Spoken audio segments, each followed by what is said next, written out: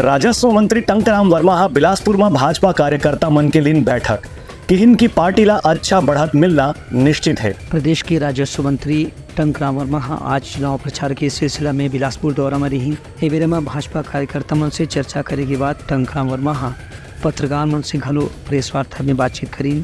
उनकर कहना से कि लोकसभा चुनाव के पहला 2 चरण में भारतीय जनता पार्टी ला बढ़त मिले है और तीसरे चरण में भी बढ़त मिले की पूरा संभावना है। उनकर कहना से कि मोदी की गारंटी ऊपर प्रदेश की जनता भरोसा कर चुके हैं, जबकि कांग्रेस के न्याय पत्र के ऊपर में अभी भी जनता को कोई भरोसा नहीं है। उनकर कहना से कि केंद्र सरकार हर 10 साल में देश के कोना कोना में जो विकास करे है ओखर से एक नवा वातावरण के निर्माण हो है।